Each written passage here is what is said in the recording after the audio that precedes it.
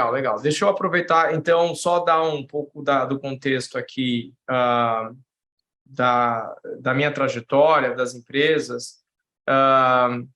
Eu sou fundador de uma empresa de estruturação financeira, uma holding de investimentos chamada EcoInvest, há 20 anos, 22 agora. A ideia era começar a financiar projetos de energia renovável e redução de emissões. Debaixo dessa empresa EcoInvest, nós abrimos duas outras empresas, Ecopart Investimentos e Ecopart Assessoria.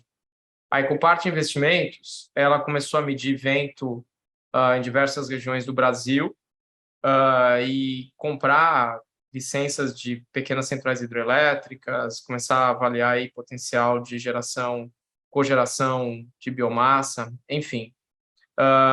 Fast forward, em 2017, junto com dois fundos de investimento, Warburg Pincus, um fundo americano, e Tarpon, nós lançamos ações dessa empresa Ômega Energia na Bolsa, uma empresa listada na B3 hoje. E todo o portfólio original das eólicas da Ômega era da Ecopart Investimentos. Então, a gente tem bastante experiência em desenvolvimento nesse braço de private equity de investimentos em renováveis. A gente continuou, Ecometano é a maior produtora de gás natural renovável do Brasil hoje, nós temos duas plantas. A RB é uma empresa de biomassa sustentável para geração de energia, e a CDGN, a Companhia Distribuidora de Gás Natural, é a maior empresa de gás natural comprimido do Brasil, que é um combustível de transição para uma economia de baixo carbono. Então, do braço de private equity, tipicamente eu não tenho função executiva, a gente estrutura o negócio, eu sou conselheiro e acionista indireto na holding. Voltando para a linha de cima, a Ecopart Assessoria, a gente começou a assessorar projetos de cogeração do setor sucroalcooleiro. E em 2005, fizemos uma joint venture com uma empresa de trading de commodities, a Bunge, que é uma das maiores empresas de commodities do mundo, e com ela nós fomos expandimos fora do Brasil. A EcoInvest Carbon foi uma das 3 maiores developers de projetos de crédito de carbono, ainda é a maior developer de projetos de carbono do Brasil, mas esse mercado depois colapsou em 2008 com a recessão na Europa. A gente manteve a operação no Brasil, mudou o nome para ECAL, que é o nome fantasia, e nós temos mais de 50% dos créditos de carbono emitidos no país, associados à energia, mais de 100 projetos globais, 70 projetos registrados aqui no Brasil de crédito de carbono, ou seja, bastante relevante. Não sei se foi bom ou foi ruim, mas a única empresa que sobreviveu aí no mercado de carbono, e a nossa expectativa agora, com o tema de mudanças climáticas voltando, nós estamos posicionados para continuar, né, a jornada que começou em 2000. Debaixo da ECAL, nós bolamos uma transição digital, usando tecnologias, no contexto mais recente do desenvolvimento digital. Tudo que a gente fazia offline, a gente está transicionando para fazer online, né? Então, a ZCO2 é um aplicativo B2C para motivar empresas a reduzir emissões de gases de efeito estufa. Essa empresa, depois a gente vai explicar um pouquinho mais, foi quem apoiou a Tembici na estruturação dos créditos de carbono na modalidade de transporte micromobilidade.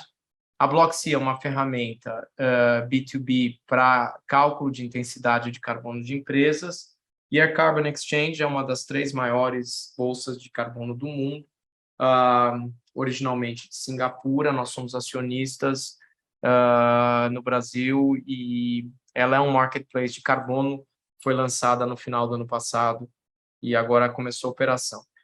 A ideia aqui, eu quero falar rapidamente da história do mercado de carbono, falar um pouco de preços e o que acontece, né, nesse mercado, e depois a gente vai ter bastante tempo, em 20 minutinhos eu termino a apresentação, mas depois a gente pode dar o exemplo interessantíssimo aí da Tembici e falar um pouco mais de projetos específicos que façam sentido para vocês, para cada uma das empresas de vocês. Então, acho que essa tela aí, enquanto a gente vai falando, o tema das mudanças climáticas começou a ser discutido pela Exxon, em 77, quando o cientista-chefe da empresa disse basicamente que climate change é resultado de atividades antrópicas, o ser humano é que está causando as mudanças climáticas. Depois, em 88, a NASA, enfim, Margaret Thatcher, todo mundo.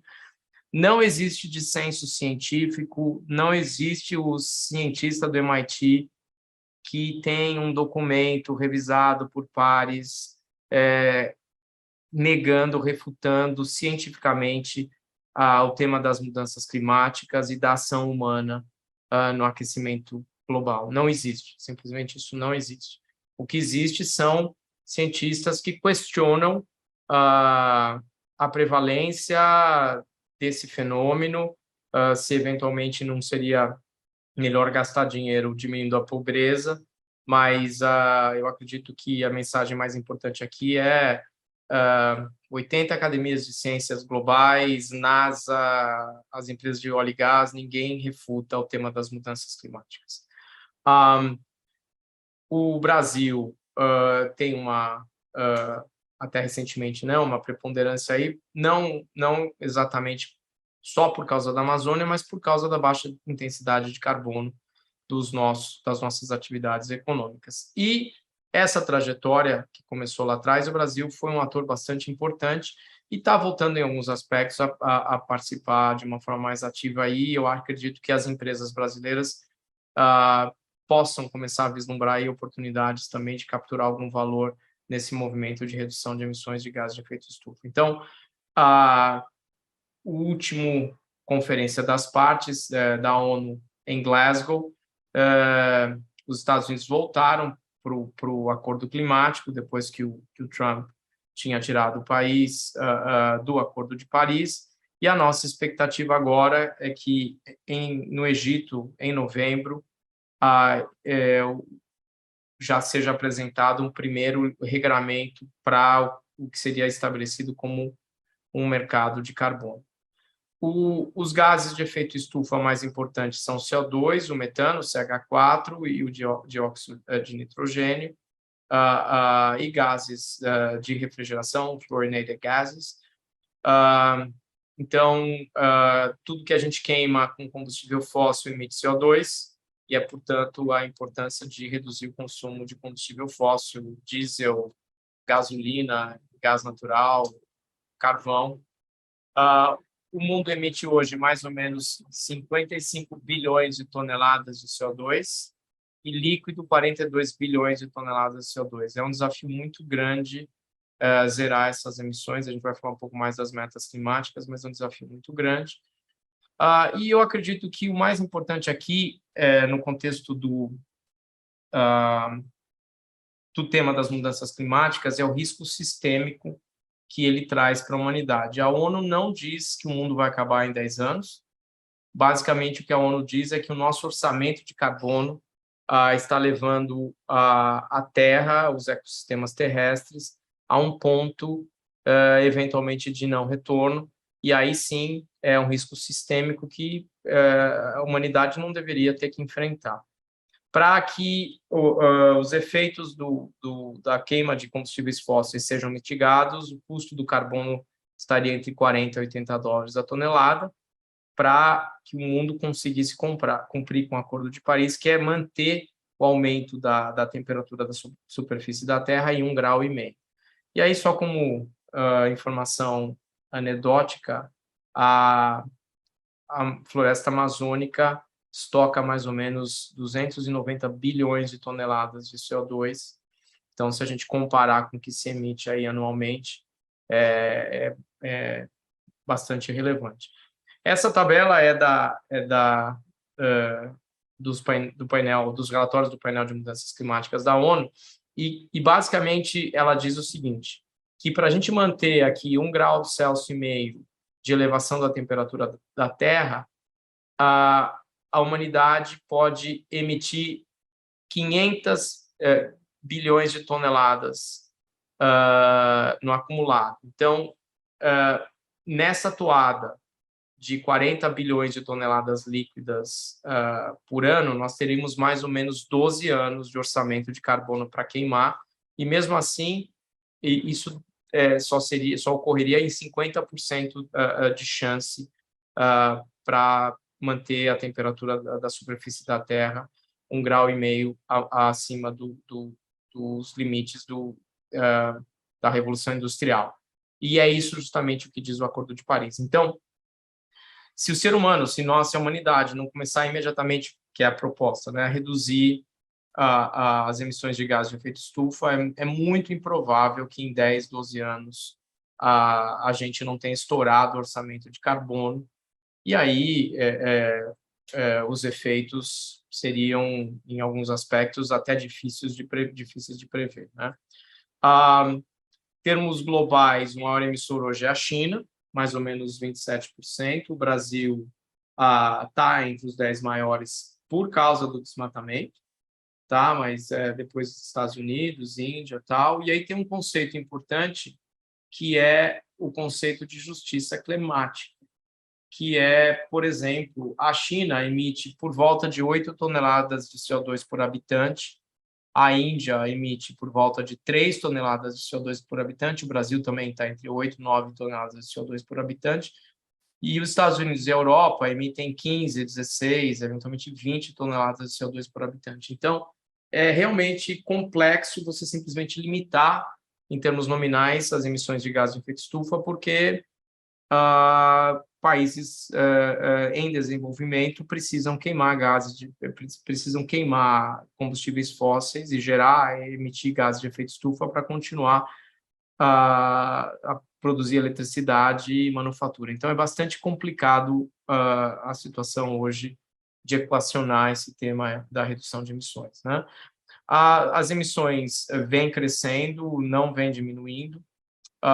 Esse é o gráfico da esquerda. O interessante é que, tirando o Brasil, as emissões por desmatamento vêm diminuindo globalmente. Então, o mundo já acordou para o tema do desmatamento, infelizmente o Brasil ainda não está lá. Especificamente com relação ao Brasil, os dados mais recentes auditados são de 2020, mais ou menos 400 milhões de toneladas anuais para energia, 100 milhões para processos industriais, e quase 1 bilhão de toneladas para land use change and forestry, que é justamente desmatamento. O agronegócio emite 577 milhões e aterros sanitários mais ou menos 100 milhões. Então, emissões totais, 2 bilhões e 160 milhões de toneladas, emissões líquidas, 1,5 bilhões de toneladas. Qual é o problema aqui? É basicamente 1 bilhão de toneladas com mudança do uso da terra, que engloba desmatamento. E um tema muito difícil de abordar é o seguinte: o Código Florestal brasileiro permite desmatar. Então, chegar hoje num agricultor e falar assim, você tem que desmatar zero, não é tão trivial. A gente vê muito isso no jornal, mas não é algo tão assim, vai lá e para, né? Não é assim. Então, é um debate que a sociedade brasileira deveria trazer aí de volta e discutir se o Código Florestal caducou ou não. Eu sei que o Brasil perdeu a licença social de desmatamento e nos fóruns globais ninguém pergunta se a gente está adimplente com o Código Florestal. A mensagem é simplesmente pare de desmatar o Cerrado e a Amazônia. Em termos de compromissos globais, o Brasil, no Acordo de Copenhague, se comprometeu a reduzir as emissões em 37% base 2005, 46% em 2030, ante os parâmetros de 2005. Nós vamos cumprir, porque as metas brasileiras são relativamente frouxas, nós vamos conseguir cumprir. O problema é que a gente está diminuindo a emissão no resto e aumentando a emissão em desmatamento. Outro tema importante é as emissões de metano, e o Brasil tem muita emissão de metano, que é um gás potente em termos de impacto no conceito de mudanças climáticas. O metano é 28 vezes, o global warming potential do metano é 28 vezes mais alto do que o CO2, e a dificuldade aqui é que 60% a 70% dessas emissões são do processo digestivo do boi, e não tem tecnologia para fazer com que o boi pare de digerir alimento dele, e então a gente exporta gases de efeito estufa por ter o maior rebanho de pecuária do mundo, né? Então, é outro tema a ser debatido internamente, de que forma que o mundo vai parar de consumir a carne brasileira, por exemplo, ou se nós vamos mudar os nossos hábitos alimentares. No esquema global aí, de precificação de carbono, existem 68 mecanismos. O maior deles é o European Trading Scheme, que é um mecanismo da Comunidade Europeia. Low Carbon Fuel Standard da Califórnia. O Brasil tem o RenovaBio, que é para fomentar combustível renovável. Corsia, que é um mecanismo do setor de aviação. E a Europa já começa, a partir do ano que vem, a taxar a intensidade de carbono na fronteira, Carbon Border Adjustment Mechanism. Então, o Brasil vai ter já, logo aí, que se explicar em termos de produtos exportados para a Europa, e isso vai ser taxado de alguma forma, né? A partir do protocolo de Kyoto, que foi ratificado em 2005, em 2015, o mundo decidiu fazer a migração do que era um arcabouço regulatório voluntário para o Acordo de Paris, que tem componentes de definição de metas no nível do país e adimplemento ou não adimplemento a partir do superávit e o déficit dessas metas. Então, o Brasil se comprometeu a emitir 1,5 bilhão de toneladas líquidas, e mais ou menos isso é o que a gente se comprometeu no Acordo de Paris. O que a gente conseguir reduzir dessa 1,5 bi toneladas de emissão, a gente vai poder exportar como crédito de carbono no mundo. Então, um exemplo, a Tembici tem um programa de micromobilidade que desloca carro da rua. Isso gera crédito de carbono. Se o Brasil tiver adimplente com seus compromissos globais, a Tembici poderia exportar esses créditos de carbono para o exterior, para um país que tivesse compromissos de redução de emissão e na conta fosse mais barato comprar da Tembici do que reduzir localmente.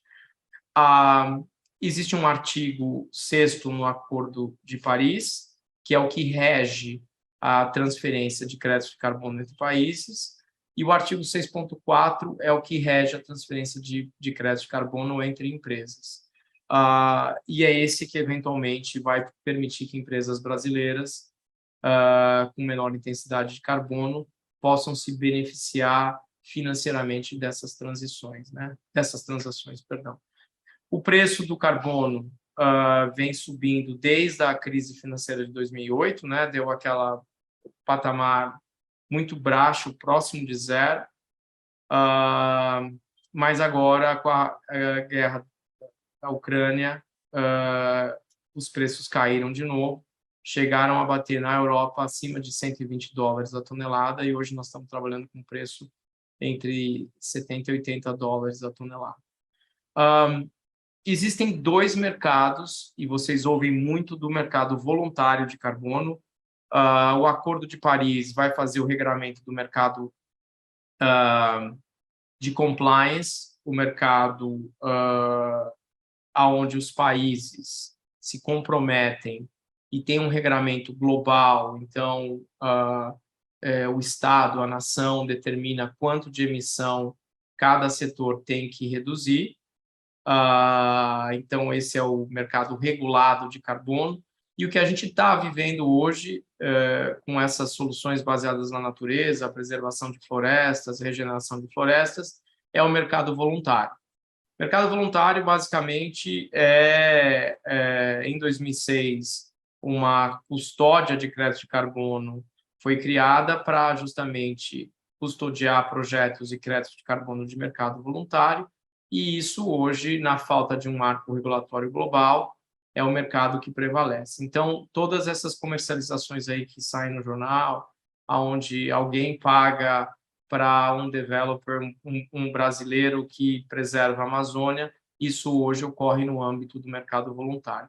O mercado voluntário tem alguns princípios norteadores, obviamente não pode ter dupla contagem, tem que ser permanente a redução da emissão, tem que ser real, tem que ser a partir de baselines críveis, mas nada que muito diferente do que qualquer mercado regulado proporia. Então, o mercado voluntário, na verdade, o que ele faz é se antecipar a essa regulação que a gente acredita que em 2 anos venha a ocorrer com o regramento do Acordo de Paris. No mercado voluntário, a gente vê um aumento significativo de volume, né? Até o final do ano passado, há um ano mais ou menos, já haviam sido negociados no total quase 7 bilhões de dólares, mas mais importante, quase 800 milhões de dólares no ano passado. E esse ano a gente já espera esse volume dobre, pelo menos, para eu vou mostrar um slide, mais ou menos 1,5, 1,6 bilhões de dólares negociados no mercado voluntário. E o volume, este ano, por volta de 500 milhões de toneladas, sendo que o ano passado já foram negociadas 250 milhões de toneladas. Em termos de preços de crédito de carbono, eu vou falar um pouquinho mais da atividade daqui a pouco, mas, por exemplo, Forestry and Land Use, que são, no mercado voluntário, onde a narrativa é mais importante, são os preços mais altos, por volta de 10 dólares a tonelada emitida. Então, você tem um projeto onde você se propõe a preservar 100 mil hectares na Amazônia. Tipicamente, um projeto na Amazônia estoca 1 tonelada de CO2 por hectare ano. Então, você recebe, por hectare, 10 dólares vezes 1 por ano. Então, para a preservação, essa conta fecha, mas essa conta não fecha, por exemplo, para o desmatamento, para a plantação de soja. O sojicultor recebe muito mais por hectare do que esses 10 dólares do mercado. Então, isso vai ser um dilema que, de novo, a humanidade vai ter que enfrentar. Preservação florestal no meio da Amazônia funciona, porque é virtualmente impossível você ir lá desmatar para plantar cana, plantar soja, mas nas bordas, é o que vem ocorrendo, tanto a mineração quanto o desmatamento para o agronegócio acabam fazendo sentido econômico e por isso os preços de 10 dólares a tonelada não são suficientes. Nós estaríamos aqui falando de 50, 60, 80 dólares a tonelada para que nas bordas da Amazônia, na fronteira do Cerrado, o sojicultor aceitasse não desmatar para manter a floresta em pé. É um dilema bastante importante. A energia renovável, o preço do carbono é abaixo de 3 dólares a tonelada, e a agricultura e eficiência energética são projetos mais complexos. A agricultura é bastante complexa, os volumes são pequenos, não tem muita negociação. Uma fotografia aqui dos mecanismos que emitem crédito de carbono no mundo. Mais ou menos 62% são créditos de carbono emitidos no mercado voluntário. Califórnia também, Taiwan, Austrália, cada um tem o seu. Estados Unidos também tem bastante, CDM é o da ONU. Então, mercado voluntário prevalecendo, e a expectativa nossa é que o ano feche com mais de 1,5 bilhão de dólares negociados no mercado voluntário, e especificamente o crédito de carbono da Tembici está inserido nesse mercado voluntário que ainda não é regrado pela ONU e pelos estados, pelas nações. Esses são os preços aí mais recentes. Um crédito de carbono nature-based vale entre 10 e 13 dólares a tonelada. Gold Standard, que é um layer, uma camada adicional de auditoria para determinar a sustentabilidade do projeto, vale um pouco mais, chega a valer 12 dólares a tonelada. E os créditos de carbono da ONU, na ausência do marco regulatório, eles valem menos, porque eles têm problemas com transferência e ainda estamos aguardando a regulação, como eu falei, no âmbito do Acordo de Paris. Do mercado regulado, existe na Bolsa em Chicago um índice de carbono 5 a 6 dólares, para energia, um índice de carbono para nature-based entre 8 e 10 dólares, e os mercados regulados da Inglaterra, da Europa, da Califórnia variam entre 60 euros, 70 libras e até 30 dólares a tonelada. Por último, aí para deixar, eu sei que vocês estão, eu dei uma olhadinha, claro, fiz um pouquinho de lição de casa, as empresas do MD são empresas dos setores que emitem pouco, né? A gente tem um conceito de setores hard to abate, ou seja, quem é do hard to abate é mineração, cimento, processos intensivos de energia, que não é tão simples parar de emitir. Hoje o ser humano não consegue produzir cimento, aço, ferro sem emitir bastante CO2. Então, vocês, a maioria das empresas aí do MD não são dos setores hard to abate. Mas o governo federal, em maio desse ano, lançou um decreto dividindo o Brasil em 9 setores, macro setores de atividades econômicas, que terão que apresentar em um ano, de maio, né, maio do ano que vem, planos para mitigação, redução de emissões de gases de efeito estufa. Então, isso já está valendo. Claro que é um decreto, não tem força de lei, pode ser revogado com um outro decreto, mas os setores já estão se preparando para entregar esses planos de redução de emissão. E o que é interessante, e aí do lado de oportunidade para vocês, muitas das empresas associadas ao MD, elas podem entregar essas soluções de redução de emissão.